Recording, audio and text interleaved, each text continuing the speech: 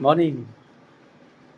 आज आप लोगों के सामने बस ये बताने आए हैं कि हमारी यात्रा जो चालू हुई थी 2000 मतलब 19 से तो चालू हुआ था, लेकिन 2 साल लॉकडाउन झेलना पड़ा। लॉकडाउन काफ़ी सारे लोगों को तोड़ा है, इसमें कोई शक नहीं है। उसके जीते जागते प्रमाण के तौर पर हम भी हैं।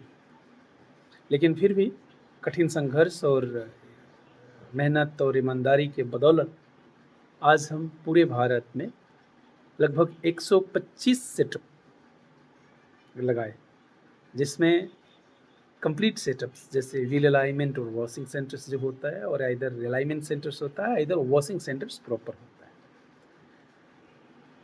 इन इस दौर में हम अलग अलग लोगों से मिले, अलग अलग कल्चर्स के लोगों से मिले, अलग अलग रिलीजन्स के लोगों से मिले, अलग अलग प्रांत में गए। कुछ तो ऐसे स्टेट्स और ऐसी कम्युनिटीज़ है जो कि मतलब लोग काफ़ी डरते हैं वहाँ जाने से। वैसे भी जगह पर गए, और बेशक ऐसा नहीं गए कि मतलब बस गए और आ गए, नहीं, प्रॉपर वहाँ गए, वहाँ विज़िट किए, वहाँ के लोगों से मिला। मुझे बस ये लगा कि अगर भारत को समझना है तो भारत को देखना पड़ेगा, और देखने के लिए आपको प्रॉपर भारत में जाकर के भारत के लोगों के बीच बैठना होगा। फिर उनके जो कल्चर्स हैं, उनका जो बर्ताव है, उनका जो सामाजिक ढांचा है, जब उनको समझोगे तो आपको प्रत्यक्ष रूप से समझ में आएगा कि सारे जहाँ से अच्छा हिंदुस्तां हमारा। तो सही में भारत के जैसा कोई ऐसा मुझे नहीं लगता। मैं तो अभी दूसरी कंट्री में गया नहीं हूँ, मैं उतना देखा भी नहीं हूँ, मैं ना ही मेरे पास उतनी जानकारी है, लेकिन मुझे इतना ज़रूर लगता है कि ऐसी कोई कंट्री नहीं होगी जहाँ इतने डिफरेंट डिफरेंट कल्चर्स और डिफरेंट डिफरेंट विचार के लोग आपको मिलेंगे। अपनी अपनी राय, जिसका भी जैसा लगा वो बताया। जैसा कि हरि अनंत हरि कथा अनंता, कहो सुनहो विधि हरि सब सुन। तो सभी के लिए अलग अलग लोगों का अलग अलग एक ओपिनियन है। मुझे लगा कि अगर आप अच्छे हो तो सामने वाला भी अच्छा है। मैं काफ़ी सारे इंटीरियर्स में गया, इवन मैं जम्मू कश्मीर के इंटीरियर में बैठा हूँ, मैं 15-15 दिन बैठा हूँ। मैं पुलवामा जा कर के बैठा हूँ 15-15 दिन। मैं नागालैंड में बैठा हूँ, मैं नागालैंड का वोखा जो सीधे म्यांमार के पास से बिलोंग करता है, वहाँ जा कर के बैठा हूँ, जहाँ लैंग्वेज और ऑल कल्चर आर डिफरेंट। वहाँ तो जाने से पहले फैमिली के लोग बोलते थे कि भाई please be careful if you are going over there. फिर भी मैंने हिम्मत को नहीं हारा, गया, जा कर के लोगों को देखा, मशीनें इंस्टॉल की, इवन और सारे ऑर्डर्स से वहाँ, और कंटिन्यू रहेगा।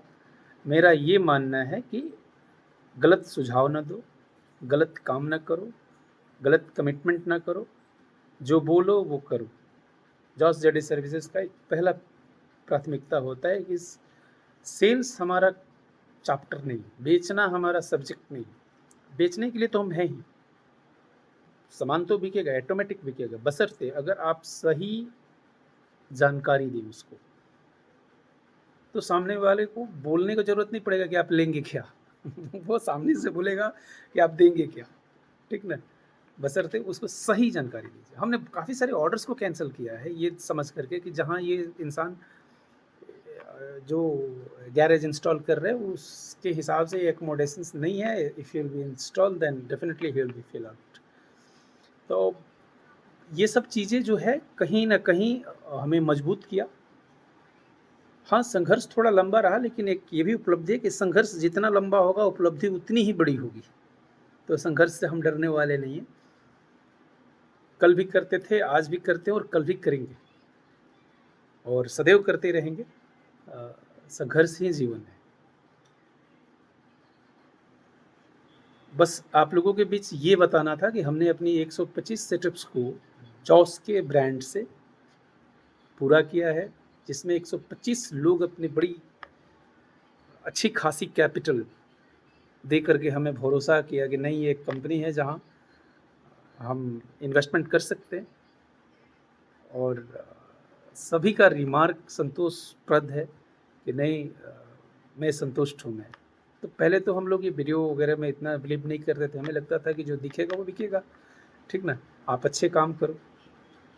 इन सब काम के बीच में हमें काफ़ी सारे सीखने को भी मिला, काफ़ी सारे लोगों से मिले हम, हमारी मैच्योरिटी भी एक अलग लेवल की हुई, परसेप्शन भी चेंज हुआ।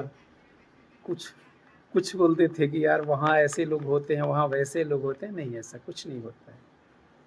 आप अच्छे हो, समाज अच्छा है, आप गंदे हो तो समाज गंदा है। तो इसलिए अगर ये वीडियो के माध्यम से अगर ऐसे मित्रों के पास ये वीडियो पहुँचता है जिसको ऑटोमोबाइल इंडस्ट्रीज में कुछ भी काम करना हो, जैसे उसको वॉशिंग सेंटर्स खोलना हो या व्हील अलाइनमेंट सेंटर्स खोलना हो या बाइक सर्विस सेंटर्स खोलना हो, ट्रक का वर्कशॉप खोलना हो या ईवी चार्जिंग स्टेशन डालना हो या वेयर हाउस से रिलेटेड काम करना हो, गोडाउन्स खोलना हो, उसमें गोडाउन में काफ़ी सारे इक्विपमेंट, गुड्स लिफ्ट्स लगते हैं, डॉक लेवलर लगते हैं, सीजर लिफ्ट्स लगते हैं। ये काफ़ी सारी चीज़ें हमने अलग अलग भारत के ऐसे तमाम शहरों में हमने मशीन को डिस्पैच किया और संतोषप्रद रिजल्ट मिला। तो आशा है कि आपको भी अगर करना हो तो हम लोग आपको सही और सुरक्षित सेवा दे सकते हैं। बस यही आपके बीच में आकर के हमें बताना था कि हमने 125 सेटअप्स जो अलाइनमेंट वॉशिंग का है हमने कंप्लीट किया है। अब आज मौका मिला कि नहीं, एक बार कैलकुलेट करते हैं कि how many setups we have installed in India. तो सेटअप्स का मतलब होता है कि complete setup. I am not talking about the one machinery, is not only 100 machine, we can say if then thousands of machinery will be, क्योंकि एक setups में 10 के लगभग में मशीनरीज होता है। खुशी होती है थोड़ी और अच्छा लगता है अपनी अचीवमेंट्स को थोड़ा देख करके कि नहीं यार, घर से निकला था मैं कुछ और करने के लिए, आज कुछ और कर रहा हूँ।